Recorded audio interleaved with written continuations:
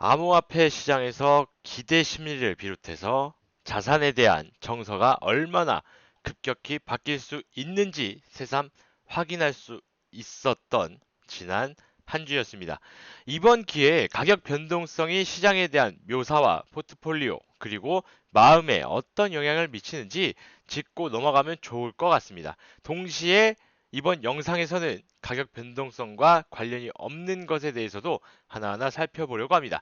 특히 시장이 혼란스러울 땐 모든 것이 다 가격 변동성 탓인 것처럼 그려지는 경향이 있기 때문에 이런 작업도 필요하다고 생각이 됩니다. 가격 변동성은 거의 모든 자산 분야에서 때로는 잘못 쓰이는 개념입니다. 사실상 다른 모든 시장 지표가 그렇듯 가격 변동성도 암호화폐 산업에 적용될 때는 특별한 뉘앙스를 지닙니다. 먼저 변동성이 무엇인지 기본적인 개념부터 정리하고 가도록 하겠습니다. 엄밀히 말해 변동성이란 자산의 가격이 움직일 수 있는 범위를 뜻합니다. 고점이든 저점이든 방향은 관계가 없습니다. 일반적으로 우리가 말하는 변동성은 실현 변동성입니다. 실현 변동성은 과거 가격의 변화를 분석해 도출해낸 값이죠. 특히 암호화폐 시장에서 자산의 가격 변동성은 해당 자산을 묘사할 때 큰 비중을 차지합니다. 많은 투자자가 해당 자산의 변동성을 어떻게 인식하느냐가 중요하기 때문이죠. 올해 초 피델리티 디지털 에셋이 기관 투자자를 대상으로 한 조사에 따르면 가격 변동성이라는 요인 하나가 투자를 가로막는 걸림돌이 되기도 합니다. 많은 투자자에게 변동성이란 리스크의 다른 이름이기도 하기 때문입니다. 자산을 관리하는 등 금융 분야에서 리스크를 피하려는 행동은 충분히 이해할 수 있습니다. 리스크를 만회하기 어려운 손실이 될 수 있다는 뜻이고 손실이 너무 크면 재정적으로 파산하는 사람도 생겨납니다. 다만 우리가 리스크를 회피하기 위해 하는 행동이 항상 손실을 막기 위해 취해야 하는 적정 수준의 행동은 아닙니다. 특히 손실을 충분히 관리하고 메울 수 있는 성숙한 자산 시장에선 더 그렇죠. 다시 말해 리스크를 두려워하는 마음가짐은 신중한 태도이긴 하지만 반드시 합리적이라고 할 수는 없습니다. 변동성과 리스크를 같은 것으로 보면 변동성도 리스크처럼 피해야 하는 것처럼 생각하기 십상입니다. 실제로 많은 투자자가 변동성을 꺼립니다. 그러나 변동성은 리스크와는 엄연히 다릅니다. 변동성은 숫자로 평가할 수 있는 지표입니다. 리스크는 변동성보다 훨씬 더 모호한 개념이죠. 변동성이 높다는 건 가격이 크게 오를 수 있다는 뜻입니다. 물론 가격이 급락할 수 있다는 뜻도 됩니다. 자산 가격이 급락하면 그 자산에 투자했던 사람은 손해를 보기 때문에 우리는 자연히 변동성을 리스크와 같은 것으로 여기고 본능적으로 변동성을 피하게 되죠. 실제로 S&P 500 지수의 내재 변동성을 나타내는 시카고 옵션 거래소의 변동성 지수의 다른 이름은 두려움 지수입니다. 이것만 봐도 변동성이 얼마나 안 좋은 것, 피해야 할 것으로 여겨지는지 알 수 있죠. 변동성과 리스크를 같은 것으로 인식하면 우리가 저지를 수 있는 실수가 또 있습니다. 두 가지 개념을 같은 것으로 생각하면 자연히 리스크도 우리가 평가하고 계산할 수 있는 거라고 여기게 되죠. 하지만 그렇진 않습니다. 리스크는 본래 알 수 없는 것으로 우리는 이를 계산할 수가 없습니다. 안 좋은 일, 악재는 어디서 언제 어떻게 일어날지 모릅니다. 어떤 환경에서든 어떻게든 일어날 수 있다라는 거죠. 반대로 변동성은 우리가 알 수 있는 계산하고 예측할 수 있는 성질의 지표입니다.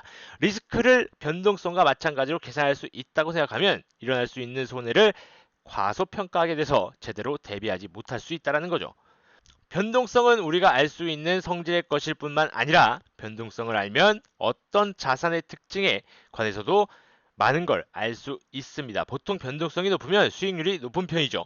물론 늘 그렇진 않습니다. 포트폴리오를 구성할 때 더 위험한 자산을 추가해도 좋을지 판단하려면 상대적인 과거 수익률과 상대적인 변동성을 비교해 봐야 합니다. 예를 들어서 이더리움과 라이트코인의 30일 변동성은 거의 비슷합니다. 그러나 두 자산의 30일 수익률은 큰 차이가 나죠. 과거 변동 추이를 보면 최근의 실현 변동성을 계산할 수 있고 옵션 가격을 보면 투자자들이 미래의 변동성을 어떻게 예측하는지도 볼 수 있습니다. 만약 옵션 가격에 반영된 내재 변동성이 실현 변동성보다 높다면 이는 투자자들이 변동성이 앞으로 더 커질 거로 예측한다는 뜻이죠.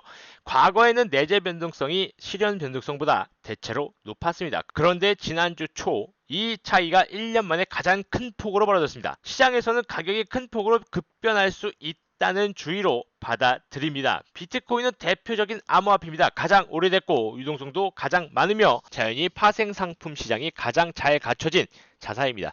전통적으로 파생상품이 출시, 거래되면 자산의 변동성은 낮아지기 마련입니다.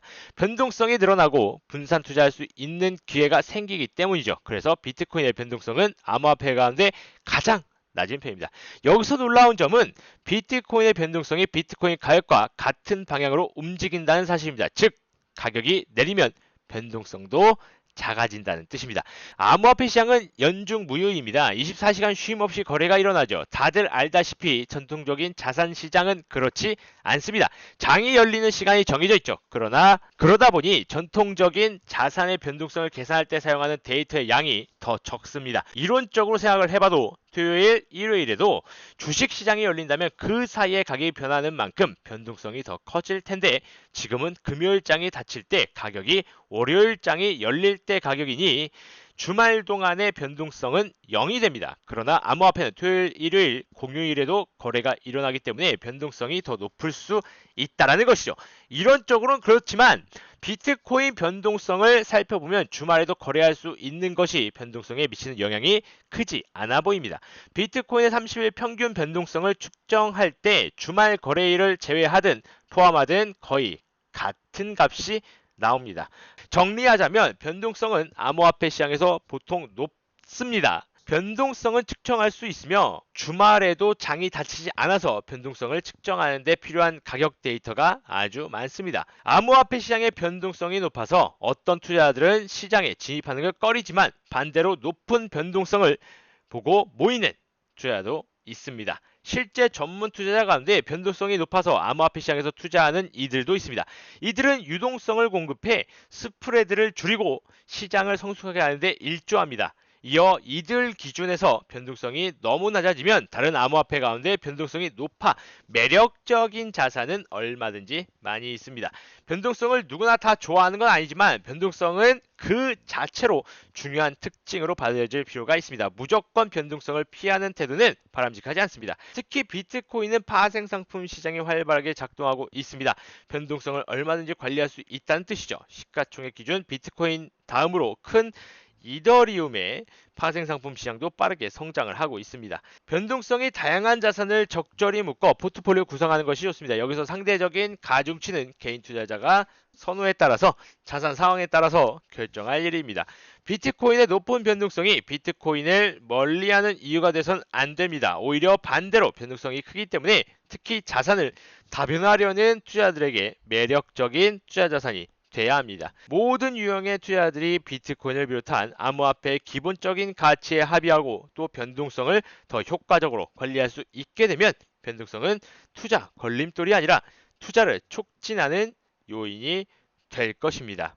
자, 여기에서 말하는 변동성처럼 여러분들이 변동성을 계산하고 어떤 코인들이 올라갈 것이고 어떤 코인들이 횡보할 것인지 한번 예측을 해볼 수 있습니다. 하지만 이 변동성을 계산하는 것 자체가 알고 있다면 쉽지만 모르고 있다면 굉장히 어려울 것입니다. 따라서 하단에 카카오톡방 링크를 걸어두었습니다. 무료 카카오톡방이기 때문에 들어오셔서 어떤 것들이 올라갈 것인지 어떤 것들을 사야 수익을 볼 수 있는지에 대해서 알려드리는 카톡방입니다. 서로 정보 공유도 할 수 있고요. 꼭 들어오셔서 많은 정보들 가져가셨으면 좋겠습니다. 저는 오늘 여기까지 하도록 하겠습니다. 감사합니다.